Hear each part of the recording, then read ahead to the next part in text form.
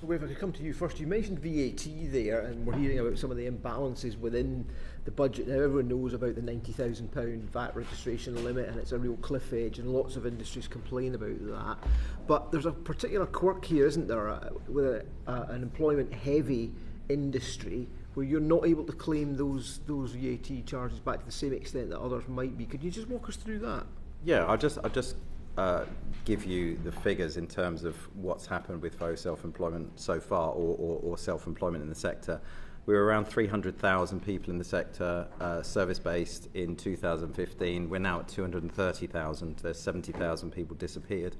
The CBI report has already shown that employment in the sector was 150,000 in that period, has already reduced to 86,500, and post-budget in the survey it predicts a 97% fall to 7,000, whilst employment or self-employment, faux self-employment sometimes, is going to grow to 225,000.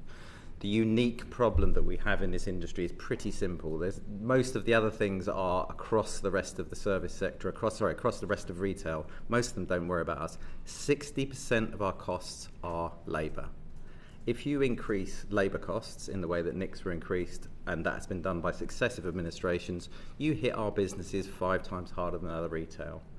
You hit our businesses 5 times harder than other retail, and you've got 2 businesses next door to each other. One turns over 400,000 and employs 5 people. The other one turns over 400,000 and is 5 separate businesses or micro businesses who employ nobody. They do not pay any VAT. That one business who's employing people doing the right thing, £105,000 in tax. Next door, 47 grand, and I can tell you that you wouldn't know the difference if you stood outside them. Let's just make sure we're really clear about this, Toby. So you've got 2 businesses. One is employing 5 people. The other is micro business, 5 people. They might all be hiring a chair or a bed or something. So the VAT difference is what? £67,000 in VAT. Overall tax, 105,000 for one and 47,000 for the other. So one is employing almost 50,000. 23% more tax. Yeah. Why would you not? If every single person around you, your 15 salons around you, you're in a town in the northeast, and someone says, I want to go self-employed, otherwise I'm going to leave you. What do you do? Yeah. Your house is on the line. What do you do? You move because you have to. What happens with the businesses paying less VAT? Do they basically charge lower prices, or? That's exactly what happens. They can afford to charge less prices. £120 for a haircut, one place, £100 next door. What happens to the employing business? They have to reduce their price, they have to reduce their price, they have to reduce their price. There's no margin left. What do? They get rid of their apprentice. They get rid of the person in front of house. They get rid of every single thing that's good about our industry. Yeah. Our industry is incredible. Number 1 occupier in the high street for the last 10 years. Yeah. Mr. Keeper?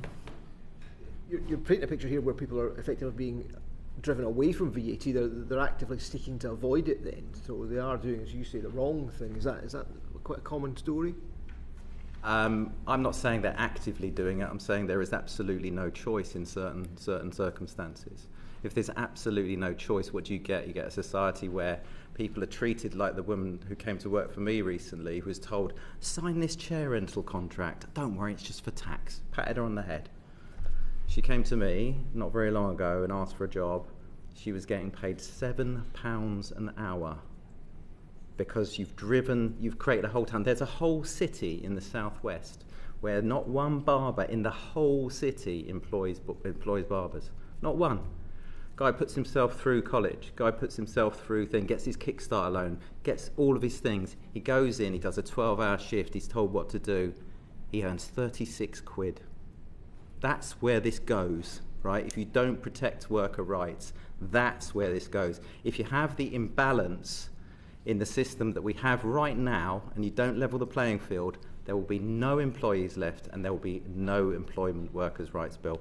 You need to look at businesses across the spectrum, across society, and understand that some, when all taxes are applied equally, get hammered. Which is the city?